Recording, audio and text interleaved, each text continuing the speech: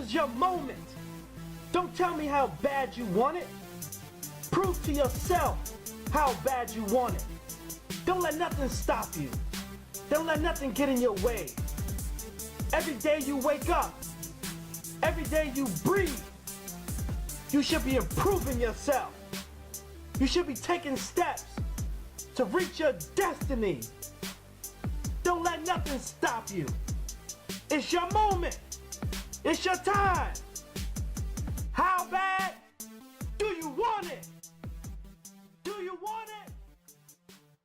Go after your dream. Let's go, let's go, let's go. It's your man Mike Bowens coming to you once again live and direct from Unleashing the Creativity Within You. I'm coming to you with a quick short message called Living on a Budget. Woo, I know budget for a lot of people is a dirty word. It's like I just cussed at somebody. A budget? What you talking about a budget? I'm talking about you gotta, when you get a certain amount of money, all of it is not for you to spend. Now you like, well, what are you talking about? I gotta pay my bills, I gotta pay this and I gotta pay that. My question to you is, first of all, do you give your tithe and offering to God first? Because everything that you have comes from Him. Do you recognize that? 2, do you say, let me take 10% of this and pay myself first?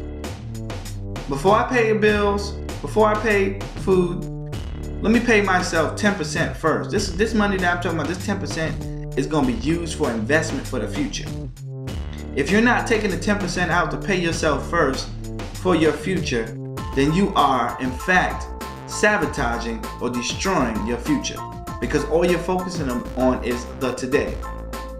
3rd, I want to say, everything that you're spending money on, is it a necessity? I mean, is it food? Is it something to drink?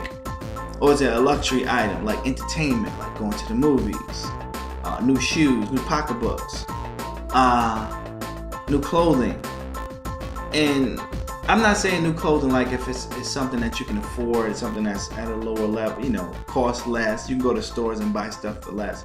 I'm not talking about the name brand clothes that you really can't afford, but you want people to think that you're doing better than what you really are. Come on. I'm talking about stuff that, hey, this stuff looks nice. It don't have no name brand on it. It's not no logos hanging on the front of it or the back of it. But these are nice. My shoes are not red bottoms. They got black bottoms, just like the ground that I walk on. And that's okay, right? Who cares? Does anybody care you got red bottom shoes on? So, do you have cable? Do you have luxury items that you necessarily don't need? Because cable's a luxury. What are you sitting up watching TV for all hours of the day and night when you broke anyway? What are you sitting up watching TV all day, letting your mind run free when you need to be sitting down thinking how to make yourself how to have a better life? You only have so many years on this earth, so many breaths to breathe. And if you spend them sitting down doing things that's not progressing your life to get to where you need to go, then you're wasting your time. Right? I'm not saying you can't have quiet time. I'm not saying you shouldn't ever have, I want to watch a movie. I'm not saying there shouldn't be ever a time where you come down, but that could be for free. Listen, when I was in that struggle, listen, I didn't have a TV.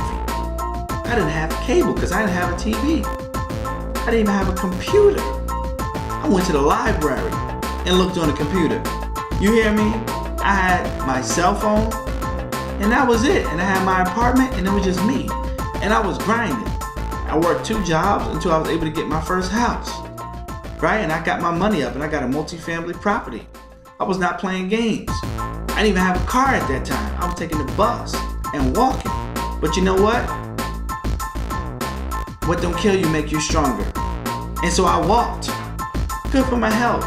I can use a little bit more walking now. In fact, I have vehicles, but I can use a little more walking, right? So what? We make excuses. We add more things than we need instead of saying, you know what? I'm gonna live on a budget. I'm not gonna spend everything that comes in here.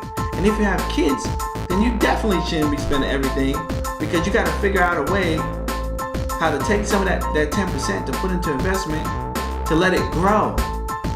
So you gotta have a little cushion. And so if you're saying, listen, I'm already strapped for cash, I don't have as much as I need, so we gotta start thinking outside the box, right? Like I said, yard sales is another way to get a little extra income. You can buy stuff at a thrift store, or you could buy stuff wholesale. You get a wholesale license, you could buy stuff wholesale, and you can start having yard sales, especially when it's warm. If you live in the warm part of the country, you could do this all year round. If it's summertime where it's generally cold at, and now it's warm, hey, this is something that you could do. Yard sales. People love a good yard sale, and you take that money and you take your tithes and offering out, you go back, you get more products from the yard sale, have another yard sale.